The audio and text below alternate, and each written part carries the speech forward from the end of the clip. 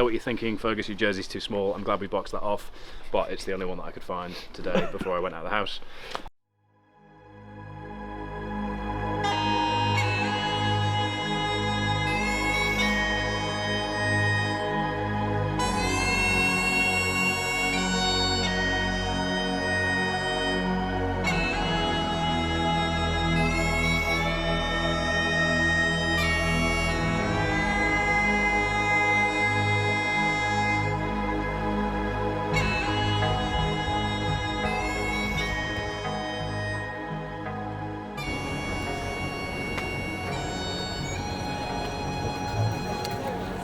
Morning.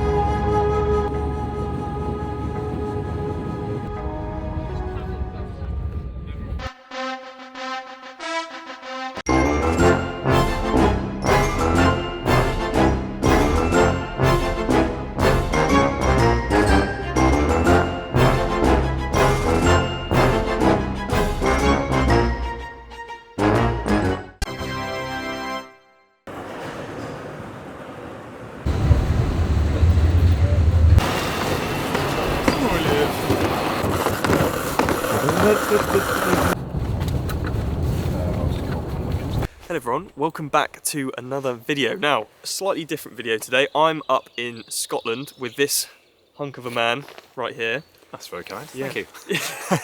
That's the last compliment I'll give you today. Rightly so, rightly so. So we are here at, where are we actually? Gladhouse Reservoir. So we are in Middle Lothian, which is just south of Edinburgh for anyone that knows the area or doesn't. You can look it up. Yeah. And Fergus has told me that the water is 7 degrees, which I'm not looking forward to because I've been swimming in Devon, which has been about 8.5, so I'm going to feel the difference. But anyway, we came up here yesterday and we planned to do some content, and that sort of messed up a little bit. And so today we were meant to swim, bike and run, but Fergus... I didn't want to run today, Yeah. so I voluntarily withdrew the day before, I'm quite existentially worried about what the next couple of weeks holds, as I don't really want a hamstring injury too much at the moment. So it's not worth him pushing it and making it something that it doesn't need to be. Hopefully it's just a little niggle and it goes away in the next week or so. So what we're going to do is make the most of the trip. We're still going to swim, we're still going to bike, and we're going to do a gym session, which I'm not looking forward to because this man is a lot bigger than I am. I'm a very average triathlete because I'm also a slightly average lifter as well, so we can balance things out. But important to mention, and I've mentioned this in my own video as well, that whilst Harry is a significantly superior triathlete, I have done an infinite amount more full distance triathlons. So who's the real winner here? Yeah, I mean... Definitely not me, as I'm one hamstring down, but I'm going to get that little jibe in just so I feel slightly less worried about the fact that I've injured myself for a YouTube video. I'm about to get very cold, and Harry is going to drop me so hard up the hill later on. Fingers crossed. Yeah, and the main machine I'll be using in the gym will be the vending machine. So, look forward to that. You promised that.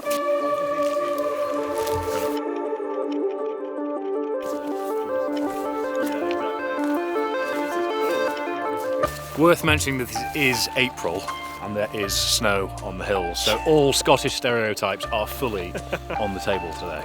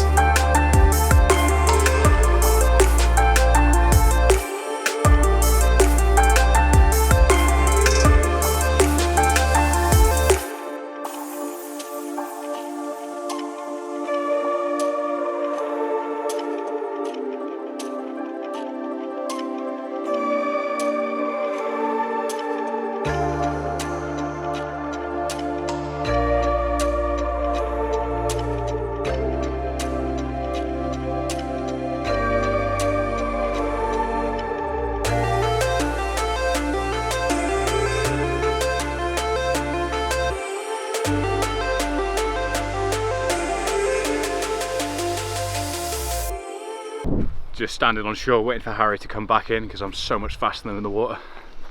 I'm just kidding. When he actually turned it on, he just disappeared. Beautiful stride as well. He's getting some photos whilst he has access to this beautiful Scottish scenery that you can't really get anywhere else out in the UK because it's always busier. Well, in my experience anyway. Lake District, Snowdon, South Coast. There's just so much more population that you don't often get peaceful settings like this. That was a lovely swim, about 1,500 metres worth. It did get cold. It really did drop off a little bit out there. Let's see what Harry has to say. So that was cold. It's good 1,500 metres. That was probably the coldest water I've ever been in. My face was pretty much ready to fall off, so I'm glad we only did that much. Neither of our breaths settled at all. No. We were stopping to sort of check in on each other a little bit, but it's the first time in a while I've not got into a rhythm at all. So just goes to show, be careful with cold water swimming. Yeah. There'll be a lot of piss takery in this video, but the solid point there is it is actually cold. Yeah, we're not taking it's actually cold. So whilst we do have this mostly to ourselves, our breath didn't really settle there, and that's two of us that spend a lot of time in open water. I spend a lot of time in cold water up here because it's always cold in Scotland. Ha ha ha ha ha. Got a South Coast gentleman here, so they've already said that. But Harry's done zero full distance triathlon, so it answers that. Oh god, here we go. It does just mean like couldn't get into a rhythm really. But yeah, good fun. Yeah. Onto the bike now as the sun starts to come out. And making the most of this amazing location. I don't think we have anywhere quite like this in the southwest, do we? So this is we've just got to make the most of it. It's absolutely lovely. So I'm looking forward to the bike. Me too. Competition next weekend, just wear a wetsuit.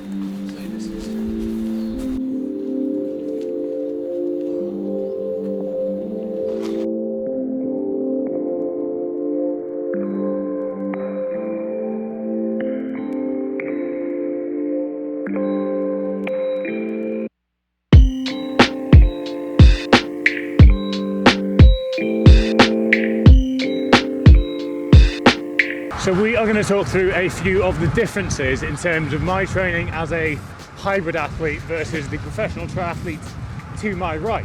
So what I thought we'd do is break down what a typical training week looks, just so we can show where the key differences are, because a lot of the mistakes that people make when working in strength training alongside endurance training, or one of the things that might put them off getting into triathlon, is the fear of losing strength. So I'll break down my week, if you break down yours, and we go from there. Yeah, let's do it. So why didn't you kick things off with, well, why didn't you break down what your training week looks like at the moment? I know you've just done a video on your sort of biggest training week of this block, so why don't you just break that down? Yeah, so one of the biggest training weeks that I've done, and what I'm trying to do really is to actually get used to being a bit of a bigger volume athlete. So generally I try and do about 25 to 30 hours of training in a week, and the way that looks is split up with 5 swim sessions, 6 bike sessions and 6 run sessions, and then I'll also include 4 gym sessions, but my gym sessions are very different to the gym sessions that you'll be doing, and that'll be a range of high intensity specific sessions, some more kind of prolonged race effort 70.3 stuff, and then also a lot of added volume base aerobic stuff, working on my aerobic capacity, and I'm finding that's really helping me at the minute. And then anything in the gym is more sort of functional movements really to complement that. It's like plyometrics and yeah, absolutely. Nothing that's going to sort of impede my other training. It's more just stuff to really kind of help actually supplement it, if that makes sense. So have you been using any sort of compound lifting at all, or has it all been resistance work? Not too much. Yeah, okay. Mostly resistant work, and just focusing on like specific movements that are going to help and transfer over to sort of running and cycling and swimming. Cool. So for comparison, a lot of the sort of stimulus and adaptation aims are very similar, but the challenge I've got is that I've got to work in the demands from other energy systems and other intensity demands. Yeah. Which means that I can't just get away with doing as much volume as I would were I just a endurance athlete. So on a Monday I'm trying to work in my heavy lower body day, which is heavy squats, heavy deadlifts. At the moment it's been working up to the Denny Stone top weight, and then that's normally in the morning, and then in the evening at the moment I'm doing a high intensity big gear turbo session. Yeah. Tuesday morning for me is normally my heavy upper body day. In the PM I've got my swim intervals in the pool. Then Wednesday morning is sort of moderate intensity, moderate volume turbo. The evenings are sort of sub-threshold tempo run sort of thing. Yeah. Thursday morning, volume swim and full body session in the evening in the gym again. Cool. And that tends to be assistance work for my top compound lifts. Fridays then some sort of strength endurance or pre-fatigue session ahead of my big brick workout on Saturdays, which Nice. at the moment is about 3 or 4 hours on the bike into an hour or so on my feet. Yeah. That has obviously changed as of yesterday, as I'm not going to be running for a little while, it seems. But if I was to just rely on volume, then I would burn out quite quickly, because the mistake a lot of people make is putting a Ironman program alongside a strength program, and then all of a sudden when they're burnt out, they aren't piecing together the logic that that's 200% of a human's capacity in terms of how the program was intended to be run. So that's definitely what I would add as well, is like, you can't really focus optimally on both, can you? No, and that's something I'm really keen to get across is, whilst yes, I'm on a tri bike, whilst yes, I'm in tri kit, whilst yes, I've done a variety of events, I'm by no means a top tier triathlete in any sense. I do the lifting and the tri stuff and the ultra running because I enjoy it. Yeah. Not because I'm trying to excel at anything in particular. But I think that's something that puts a lot of people off, is they think there's a minimum entry standard to be able to even do these things. Yeah, absolutely. So I'm not lifting to make me a better triathlete.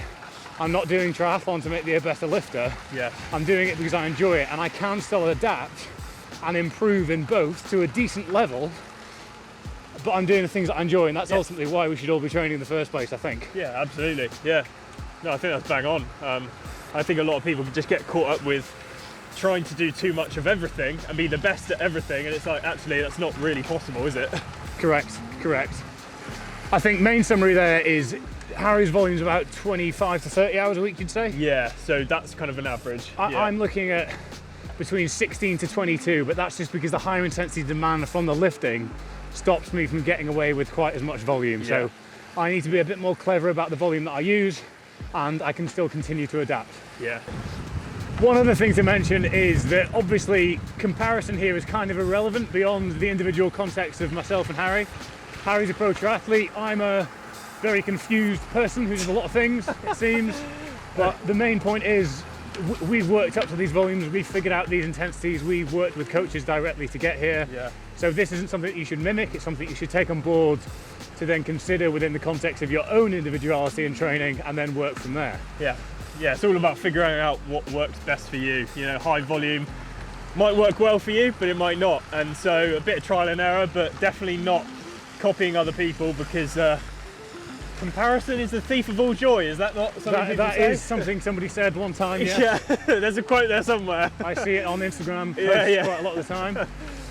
One other thing I'm going to cover quickly is the practical considerations from my point of view versus the sort of practical considerations from a regular, higher performing triathlete point of view. So there are a number of things that I need to consider that I wouldn't if I was just approaching triathlon as a lighter, non-lifty bloke. Weird way of putting it, but you know what I mean. So body mass is obviously something to consider. I'm heavier because I want to keep on some mass to improve my overall strength. That does entail a bit of a drop off in terms of watts versus incline. The drop off is pretty severe, it's quite upsetting really, which means that the hillier the course, the worse I'm going to perform relative to my output.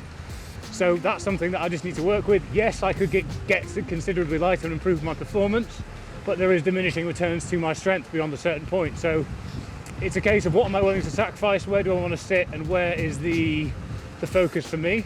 Yeah. Beyond that, the calorie expenditure from endurance events means that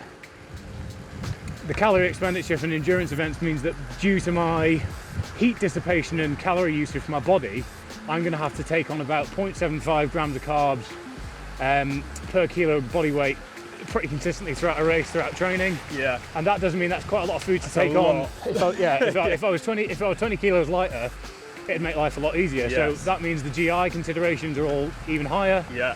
And I need to do a bit more work to get that right for me. Yeah. There's the functional tightness that comes from lifting regularly, which means I'm going to have DOMs, I'm going to be sort of hunched over. My position will probably never be as good as Harry's because I've got tightness up my back, I've got more muscle mass to consider. Yeah. By no means a huge amount of muscle mass, but enough for it to make a difference where it's a bit of a limiting factor. And again, this just comes back to the fact that whilst the general consensus on a lot of this information might be online for triathletes, for cyclists, for endurance athletes, it doesn't mean that that rules you out if you fall into a similar category to myself. Yeah. It just means there's a few considerations for you to get into the sport, whether it's triathlon, whether it's ultra running. All of these sports have their own subcategories, their subcultures, which tell you that you need to do X, Y, and Z to take part. But in reality, you can do whatever you want. You just need to consider the practical elements and go from there. Yeah, and doing what's best for you. Yeah. Right? Yeah. Yeah.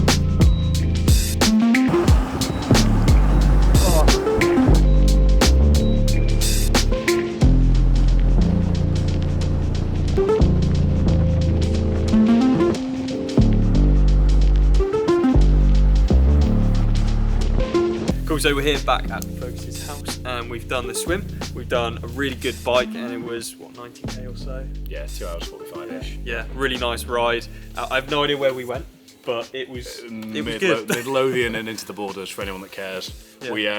We filmed the first bit and the sort of the last bit, but then actually just focused on a few things to change as we went because it's difficult to film and didn't want to be those people with the hazards on, waving tractors and sheep through and things. So. And we got some snow as well. We did. We had some snow. I've never cycled in snow before, so Hopefully got some good shots. that's a first. Yeah. That is a first. I actually briefly dropped Harry at one point. We don't want to talk about that. He was taking his cleats out to be fair, but still, it did happen. It did happen. But it was good. It was good. Good training day, all in. I think my position is significantly inferior to Harry's, looking at a beautiful 90-degree tucked-in angle on my very upper back dominant, rounded, terrible arch is not so beautiful. But it was good to actually just see and sit alongside the sort of smooth cadence and all that from my perspective, because it's not often you get to ride alongside pro triathletes, is it, everyone? Maybe it is. Maybe for me, they do. maybe it's not. Who knows? And yeah, we were gonna do a gym session, but with logistics and timing, we've got to catch a flight, so that's not going to work. But it's been a good training day nonetheless, and this will hopefully kind of seed the next kind of interaction and the next video that we do quite nicely. It is. I mean, this wasn't actually Plan A. No. It was going to be a sort of creative, handicapped bodyweight versus distance triathlon thing. Yeah. But then I slightly injured my hamstring yesterday, not even before we got to the Plan A for yesterday. So it was a bit of a mess, but we've managed to save it, managed to get a decent day's training in. A few things I picked up from somebody with far more experience in triathlon than I have that I can take away with for my end. And beyond that, some volume in the tank. Yeah, exactly. So on to the next video.